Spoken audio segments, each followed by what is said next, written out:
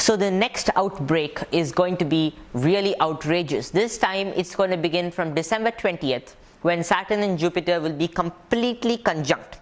And even before that, for a short period, starting from October, I would say September, October, that time, Jupiter is again entering the sign. In the month of September, Jupiter is again entering the sign of Capricorn, which means that Jupiter is ready for another fight with Saturn. I shall show this conjunction on the laptop now, but before I show that to you, I would like to explain the effects of this conjunction. This conjunction is also going to cause a lot of disease and destruction, and possibly even a famine, because farmers are not being allowed to give their produce. If the economy of agriculture is not set right now, it's going to destroy the whole world. It's not going to leave a single human alive if people don't take action. But the planetary positions are not so bad as to cause mass destruction. It's going to cause a lot of destruction, but not complete destruction.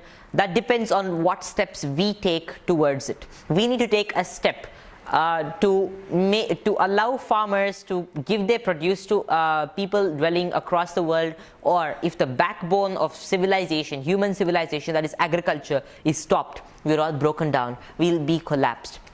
It's very important for us to allow agricultural activity to go on. And number two, in fact, most importantly, our immunity has to be developed by eating organic produce, by consuming everything that's organic, and by eating turmeric, aloe vera, and also Giloy. You can say Amritavalli, and you can search for this as Tinospora cordifolia if you're not quite conversant with Hindi and other languages, Indian languages. You can search for its botanical name or scientific name, Tinospora cordifolia. And this is a very, very amazing herb that is going to cure all sorts of viral damages and everything, even if it's not going to cure, or if people think it's too powerful enough.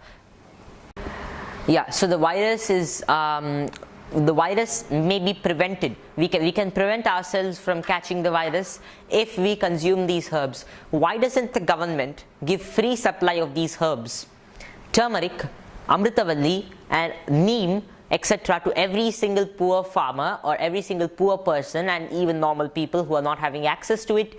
Why doesn't the government give such essential supplies instead of providing free sanitizers for people and masks for people? My dear friends, these sanitizers, as I have explained, contain a lot of triclosan and formaldehyde. It's not going to help anyone. It is just not going to help anyone.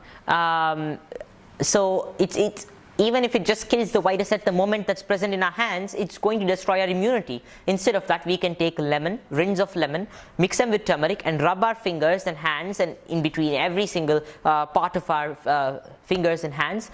We can apply this all over our body also if one wants it. A complete disinfectant to the body. This is a natural disinfectant. It's going to build up our immunity with the vitamin C it has. It's going to cleanse all the dirt from our body, plus kill the viruses.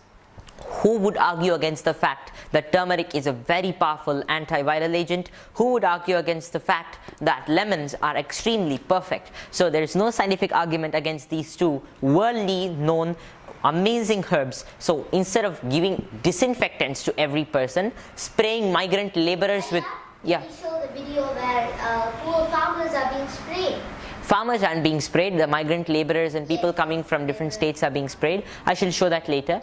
But yes, why is the government spraying people with the horrible disinfectants that cause burning to the eyes and the whole face, and also giving these sanitizers free of free cost to all the villagers? What if the children just consume some of these sanitizers, or just apply them too much? All children are fond of seeing those lathery solvents.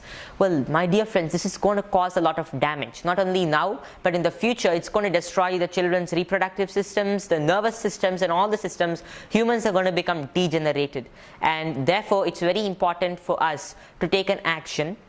As a citizen of India, as citizens of India, we should be taking action against this free distribution of sanitizing agents. Free distribution of masks are really good, but along with masks, one should also give turmeric, one should give Amritavalli as special herbs. Chanakya has said in his Chanakya Niti that one should always carry herbs and other medicines in any time, because disasters might strike any time. We should have them with us. So we should have this turmeric, this Amritavalli and so many more herbs, otherwise we are doomed. So the government should give free distribution of these herbs to every single person. Uncontaminated, just dried versions of these herbs. Don't want powders because we don't know how hygienic the supply chain of the powders would be. So this is a very important solution for the next outbreak if it may ever happen. And one shouldn't stop the farmers from growing their food. So this is a very important thing, and as I said in my previous video, or people who are watching this as a whole, I've just said in the last few minutes that there is going to be a slow reduction in the virus starting June end. So July will herald a new rise for humanity from this virus, and the virus may be slowly counteracted. July beginning would herald it, good times. But my dear friends, again the bad time is beginning December 20th, and slowly I shall just check the timeline I've researched on over here. There's going to be an eclipse in the middle, 5th, 6th June. There's going to be one eclipse.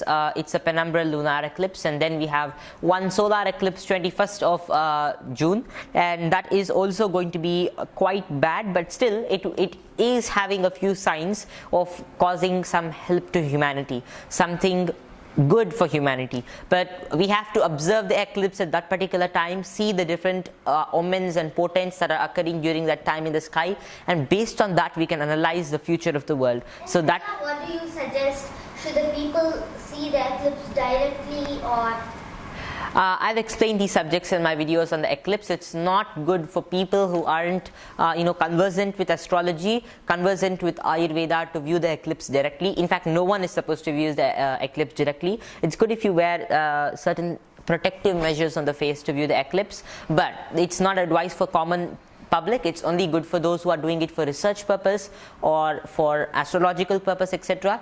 They can view the eclipse. And a person who is still learning astrology shouldn't view the eclipse, whereas a person who is just doing some research on it, everyone's learning, but still someone who's doing research can view the eclipse, as the person will know a lot about it, and only when one knows a lot, there's a purpose in viewing the eclipse. And eclipse shouldn't be viewed for fun. Children shouldn't view the eclipse, so should pregnant women, and even normal people. They shouldn't be viewing the eclipse, as it's dangerous for our eyes. No matter what so-called fact check talks about the eclipse, I would personally advise people not to see the eclipse. That's a totally different thing. But 5th to 6th June is one eclipse, 21st June is another eclipse, and these two are going to herald something good for the people, something better. But the 21st June is still yet to be researched on. But we have to research these eclipses only when they are happening or after they happen. We have to relay them again and again, check from where and what is happening.